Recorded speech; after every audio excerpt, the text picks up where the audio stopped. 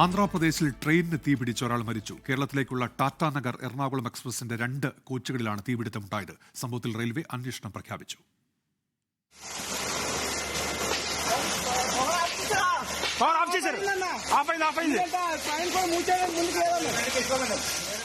പുലർച്ചെ 1 മണിയോടെ ആന്ധ്രാപ്രദേശിലെ അനകാപ്പള്ളി ജില്ലയിലെ യലമഞ്ചിലി റെയിൽവേ സ്റ്റേഷനിലാണ് അപകടം. ജാർഖണ്ഡിലെ ടാറ്റാനഗറിൽ നിന്നും എറണാകുളത്തേക്ക് പോകുകയായിരുന്ന ട്രെയിനിന്റെ 2 കോച്ചുകളിലാണ് തീപിടുത്തമുണ്ടായത്. തീ പടർന്നതിനെ തുടർന്ന് ചങ്ങല വലിച്ച് ട്രെയിൻ നിർത്തുകയായിരുന്നുവെന്ന് യാത്രക്കാരനായ അനിൽകുമാർ 24-നോട് പറഞ്ഞു. ആ കോച്ചിന്റെ ഈ വാഷ് ബേസിന്റെ അടുത്ത്, വെള്ളം വരുന്ന വാഷ് ബേസിന്റെ അടുത്ത് തുണി കൂട്ടിയിട്ടിരുന്നു. അതിനകത്താണ് തീ പിടിച്ചത്. പെട്ടെന്ന് ആൾക്കാരെ വിളിച്ചിട്ട് വാഷ് ബേസിനകത്ത് വെള്ളം ഒഴിച്ചുകൊണ്ടിരുന്നു. ഞാൻ എല്ലാരെയും പുറത്താക്കിക്കൊണ്ടിരുന്നു. ട്രെയിൻ ഞങ്ങൾ പിടിച്ചു നിർത്തിയതു, ചെയിൻ വലിച്ചു നിർത്തിയതു. തീ പൂർണ്ണമായും അണച്ച ശേഷം നടത്തിയ പരിശോധനയിലാണ് M1 കോച്ചിൽ നിന്നും ഒരു മൃതദേഹം കണ്ടെടുത്തത്. 70 വയസ്സ് തോന്നിക്കുന്ന പുരുഷന്റെ മൃതദേഹമാണ് കണ്ടെടുത്തത്. ആളെ തിരിച്ചറിഞ്ഞിട്ടില്ല.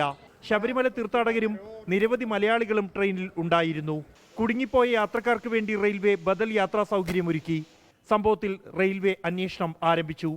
24 ഡൽഹി. ലോകത്തെവിടെയായാലും ഏത് സമയത്തും 24 വാർത്തകളും ഓഗ്മെന്റഡ് റിയാലിറ്റി പാക്കേജുകളും എക്സ്പ്ലെയിനറുകളും വിശദമായി കാണാൻ ഞങ്ങളുടെ യൂട്യൂബ് ചാനൽ നിങ്ങൾക്ക് സബ്സ്ക്രൈബ് ചെയ്യാം.